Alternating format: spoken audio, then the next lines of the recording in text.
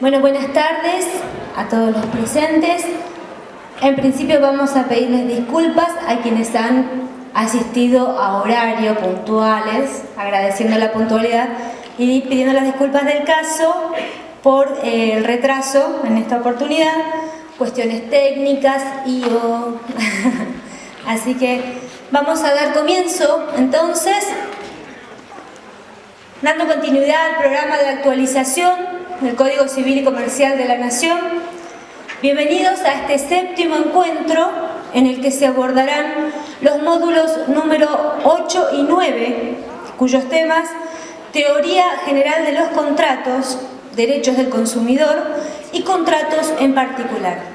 En esta oportunidad estará a cargo del docente Sergio Sebastián Baroselli, abogado, profesor en Ciencias Jurídicas, posgrado de actualización en Derecho de los Contratos y en Derecho del Consumidor profundizado, todos en la UBA, posgrado en Derecho de Autor de la Universidad Complutense de Madrid, doctorando en Derecho de la Universidad de Buenos Aires, profesor adjunto regular por concurso en la materia de contratos civiles y comerciales de la Facultad de Derecho de la Universidad de Buenos Aires, profesor adjunto Derecho Civil 3, Contratos y Derecho de Daños y de la Maestría en Derecho Económico Privado de la Universidad de El Salvador, del posgrado en Derecho Constitucional profundizado de la UBA y de la carrera de Derecho Constitucional de la UCA.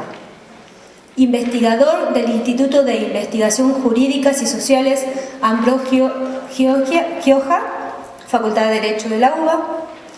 Miembro del Consejo Directivo de la Asociación Internacional de Derecho del Consumidor. Miembro del Instituto Argentino de Derecho del Consumidor y de la Comisión de Derecho de Usuarios y Consumidores de la Asociación de Abogados de Buenos Aires. Presidente de la Comisión de Derecho de los Recursos Naturales, Ambiente y Energía de la ABA. Ha desempeñado funciones en los 3 poderes del Estado, asesor de la Comisión Bicameral de la Reforma del Código Civil y Comercial. Con esta presentación le damos la bienvenida al doctor y le dejamos entonces a cargo de esta disertación. Muchas gracias. Muy buenas tardes a todas y a todos. Ante todo, un placer estar esta tarde con ustedes acá en Neuquén, por lo que agradezco a la Escuela de Capacitación del Poder Judicial del Neuquén, a la Junta Federal de Cortes y a Infojus por la amable invitación que me cursaron. En esta tarde vamos a ver 2 módulos, la parte general de la teoría general de los contratos y la parte especial. Vamos a comenzar con los impactos que el nuevo Código Civil y Comercial han traído a la teoría general de los contratos. Ustedes recordarán que la teoría general de los contratos en el Código de Vélez-Sarsfield había sido erigida siguiendo la tradición del Código Civil francés bajo ciertos principios o ciertos dogmas sobre la cual se construyó. Esos principios o dogmas los podemos sintetizar en los siguientes postulados. En primer lugar, la igualdad de las partes, es decir, que ambas partes del contrato, en pie de igualdad y con libertad, decidían libremente reglar sus derechos patrimoniales de mutuo acuerdo. La autonomía de la voluntad, que tenía básicamente 2 fases. Muchas gracias. La autodecisión, es decir, la libertad de querer contratar o no contratar y de elegir la persona del cocontratante, y la autorregulación, es decir, la libertad de disponer el contenido del contrato y de eventualmente modificarlo o extinguirlo. La fuerza obligatoria de los contratos, es decir, que los contratos para las partes eran como la ley misma, decía, ¿no?, el Código de Vélez, y a él debían entonces someterse como fruto de la voluntad libre. Y, en última instancia, el efecto relativo de los contratos, es decir, que los contratos en principio surtían efectos simplemente entre las partes que lo habían celebrado, es decir, que ni los terceros ni el Estado debían por tanto interferir en el ejercicio de ese diseño de derechos y obligaciones que las partes voluntariamente habían celebrado. En virtud de las importantes transformaciones económicas, sociales, culturales, tecnológicas que atravesaron y atraviesan las sociedades de nuestro tiempo, ese paradigma clásico, fruto del liberalismo político y económico, vino a sufrir obviamente una crisis y a ser cuestionado por la emergencia de otras corrientes de pensamiento que propugnaban que dichos paradigmas no satisfacían las necesidades económicas y sociales de las sociedades de nuestro tiempo.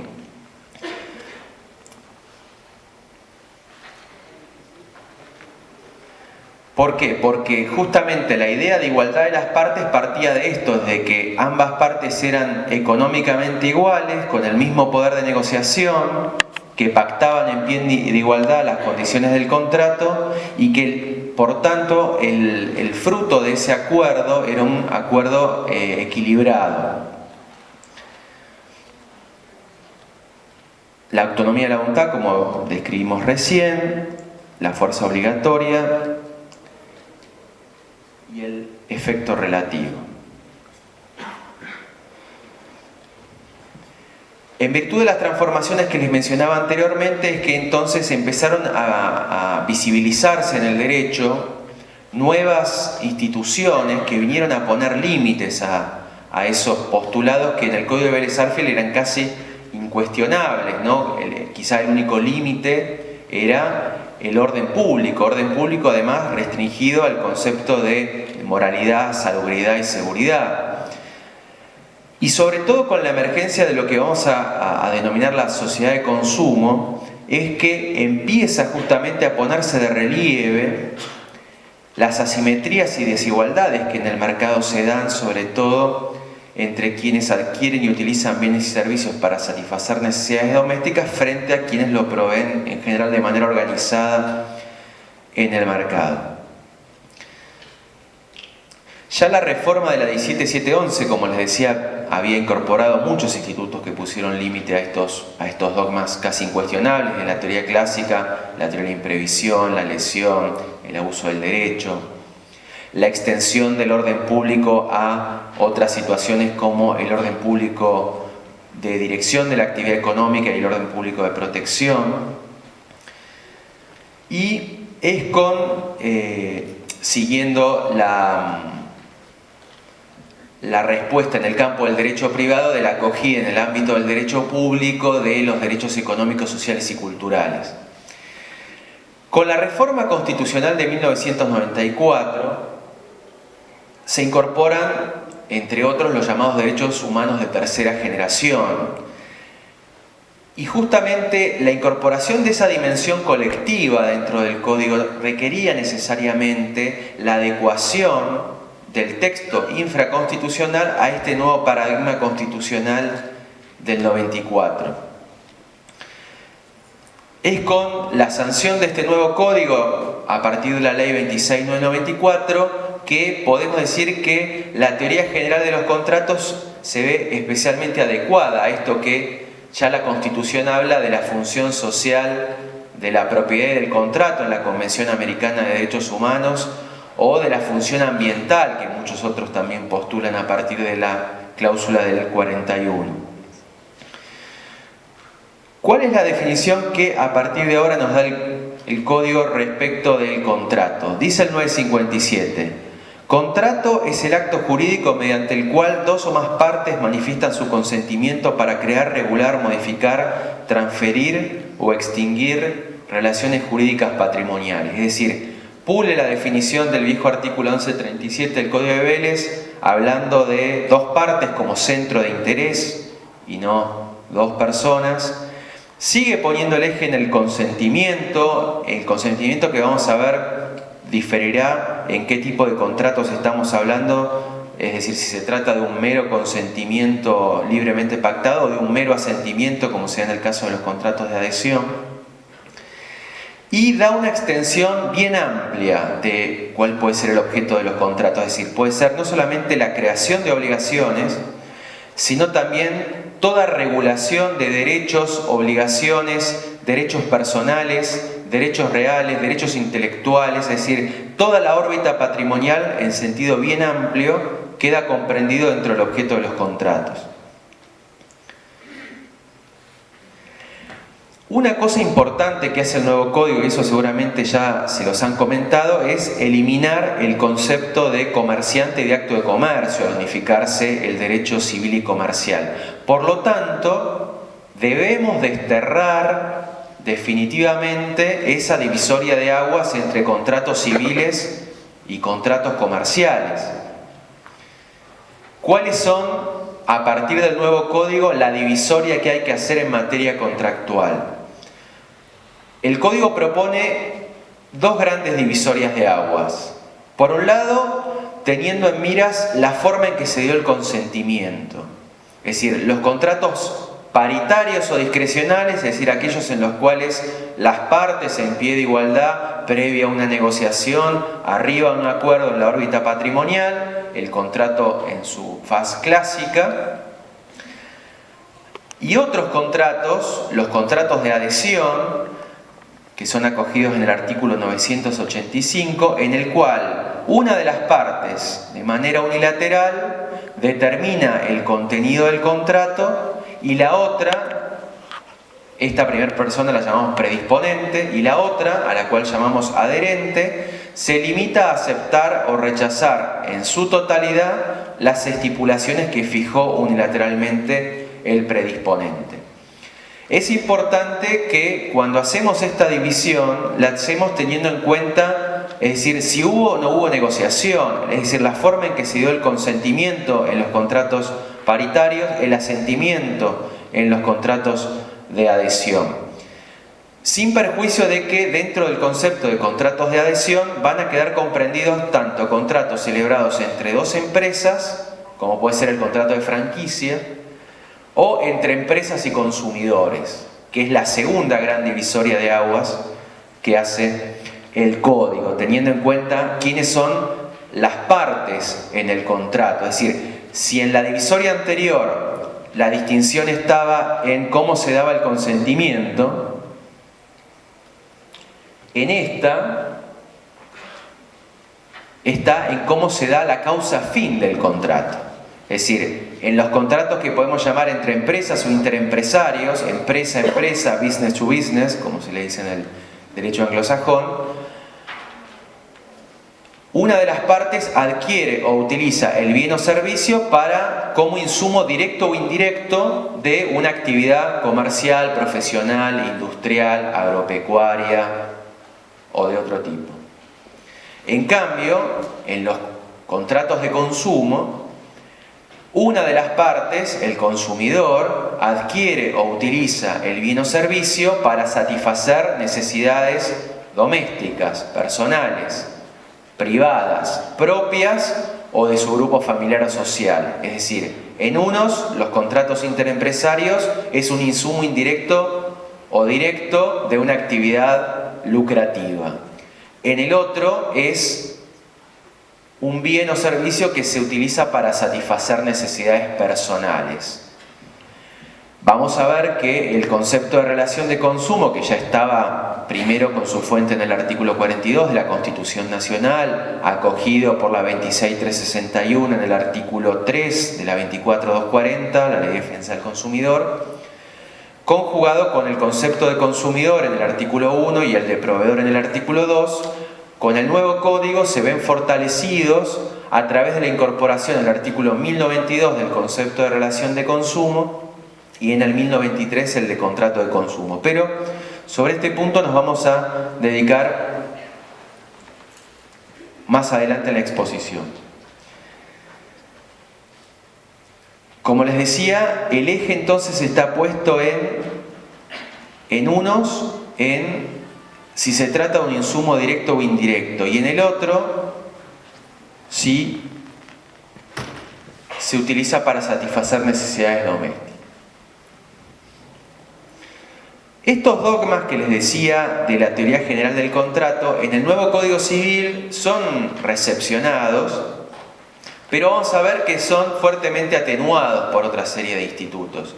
La autonomía de la voluntad surge en el artículo 958, la fuerza obligatoria de los contratos en el artículo 959, el efecto relativo en el artículo 1021 y el 960, y se establece como un nuevo dogma que ustedes habrán visto en el título preliminar, ya es un principio general del derecho, el principio de la buena fe, que se incorpora en el artículo 9, y en materia de contratos en el artículo 961. Y también aclara lo que ya venía diciendo la jurisprudencia de la Corte desde antaño, de que los derechos que surgen de los contratos forman parte del derecho de propiedad de las partes, en el artículo 965.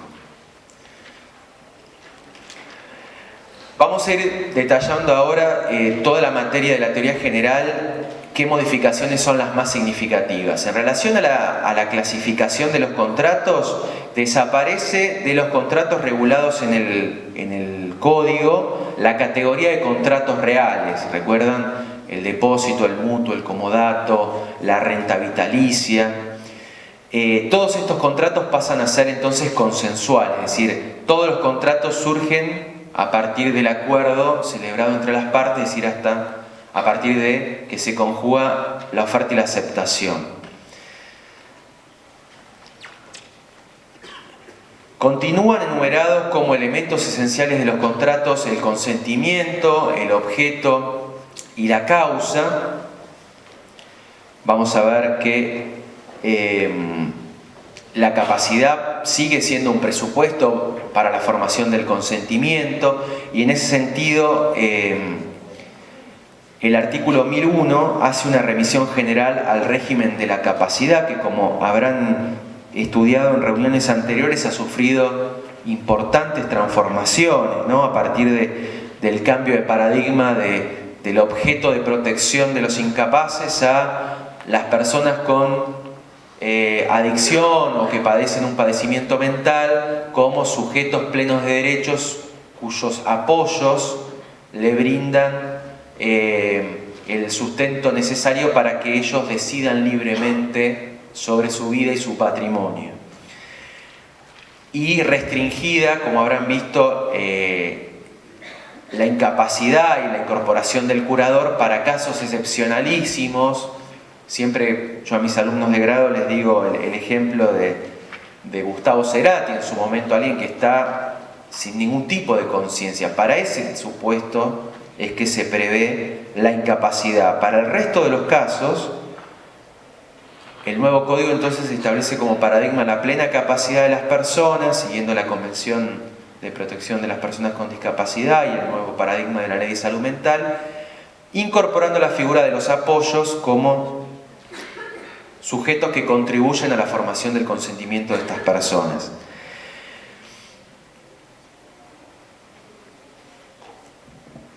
En materia de supuestos particulares de incapacidad para contratar, no establece modificaciones significativas, como podemos observar.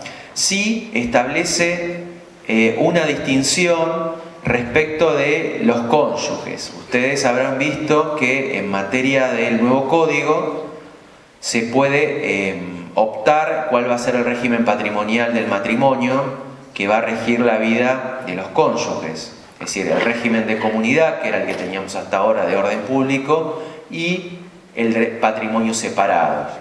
Si los cónyuges optasen por el régimen de comunidad, va a subsistir entonces la prohibición de contratar entre ellos. ¿Por qué? Porque si así lo hicieran, sería en fraude al régimen patrimonial del matrimonio. Si optasen por el régimen de patrimonios separados, los cónyuges van a ser libres de celebrar cualquier tipo de contrato entre sí, es decir, van a poder celebrar compraventas, donaciones, permutas o cualquier otro tipo de contrato.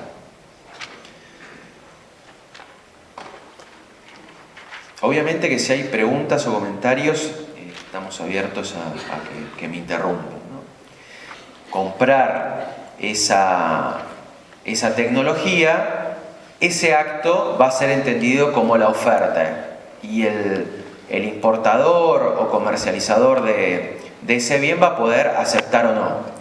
En cambio, en el caso de los contratos de consumo, de conformidad con el artículo 7º de la 24240, la oferta a persona indeterminada va a surtir los mismos efectos que una oferta a persona determinada y por tanto el proveedor no va a poder negarse a aceptarlo, y si lo hiciera, dice el artículo 7, implicará restricción injustificada de venta y será pasible no solamente de las sanciones administrativas que prevé la 24240, sino que configurará un incumplimiento en los términos del artículo 10 bis de la Ley de Defensa del Consumidor.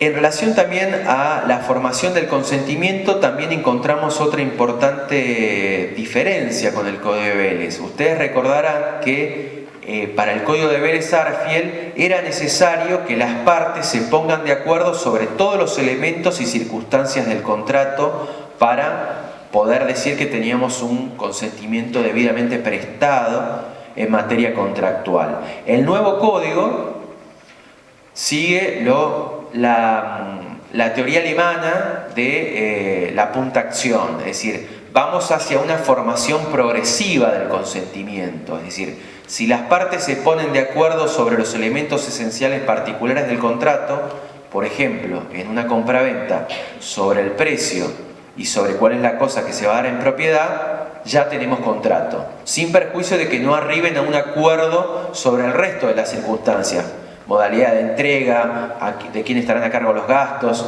etc. Y ese contrato preliminar podrá ser complementado con otro sucesivo donde se especifiquen el resto de las cuestiones que quedaron pendientes, pero ya ese acuerdo preliminar va a ser considerado un contrato. Y en relación a la teoría del consentimiento entre ausentes, también tenemos una modificación significativa. Ustedes recordarán que el Código de Vélez tenía como teoría general la de la llamada expedición o emisión, es decir, cuando el oferente emitía la oferta a el aceptante a distancia y éste la recibía y emitía su aceptación, ahí se consolidaba el consentimiento entre ausentes. Con el nuevo código, en virtud del artículo 980, el consentimiento se va a consolidar recién cuando el oferente recibe la aceptación del aceptante que está a distancia. Es decir, sigue la misma línea que tenía la Convención de Viena de compraventa de mercaderías en materia de comercio internacional. También hace una recepción expresa de institutos que la jurisprudencia y la doctrina ya habían detallado acabadamente, como es todas las cuestiones vinculadas al íter precontractual, es decir, la ruptura de negociaciones precontractuales como supuesto generador de responsabilidad precontractual. En los artículos 990 a 993 se reconoce como principio la libertad de contratación, pero también que las partes en el marco de la negociación contractual deben obrar de buena fe, sin que la otra parte incurra en gastos innecesarios, deben mantener la confidencialidad sobre el objeto de las negociaciones y tienen que indemnizar ante la ruptura intempestiva de las mismas que cause un daño a la otra parte. En relación al objeto de los contratos, el artículo 1003 hace una revisión general al objeto de los actos jurídicos en el artículo 279 del nuevo código y enumera como requisitos del objeto de los contratos algo bastante similar a lo que manejábamos hasta ahora, es decir, que el objeto tendrá que ser lícito, posible, determinado, de contenido patrimonial, y zanja la discusión que había en la doctrina de si siempre tenía que ser patrimonial o no, estableciendo que tiene que ser susceptible de una valoración económica sin perjuicio de que el interés de las partes sea de tinte patrimonial o extrapatrimonial. Mantiene dentro del objeto la prohibición de contratar sobre herencias futuras, es decir, celebrar pactos de renuncia, aceptación o transmisión de herencia durante la vida del causante, pero seguidamente el artículo 1010 habilita la posibilidad a realizar pactos de explotación productiva y gestión empresaria que tengan sus efectos por más de una generación. Es decir, la posibilidad, por ejemplo, de establecer la indivisión de una empresa pasando a la generación de los sucesores de los transmitentes. Es decir, este tipo de pactos, salvo que afecten la legítima o los derechos del cónyuge o derechos de los terceros, dice el 1010, van a ser válidos.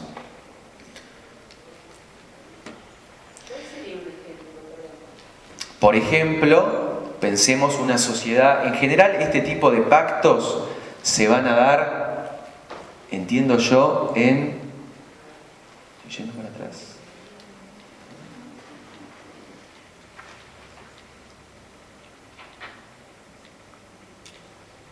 Ahí está.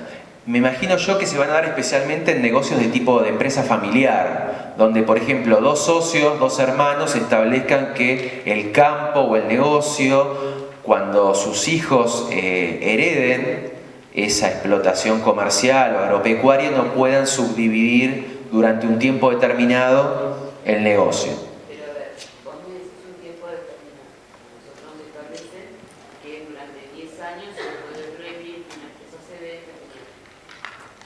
En ese ejemplo, como que no veo que pueda haber una generación de por medio, porque siempre se va a alterar la legítima. Claro, ahora, anteriormente estaba ese límite temporal de 10 años. Ahora no menciona plazo el 1010. Por lo tanto, podría establecerse que durante un plazo mayor no pueda subdividirse esa explotación agropecuaria o comercial. Y por lo tanto ahí puede haber varias generaciones que sucedan a los causantes. Entonces, en esos casos dice, salvo que se afecte la legítima, que las legítimas obviamente han quedado reducidas en el nuevo, salvo que se afecte la legítima o los derechos del cónyuge, van a ser válidos este tipo de pactos de una manera ya más amplia de los que teníamos hasta ahora.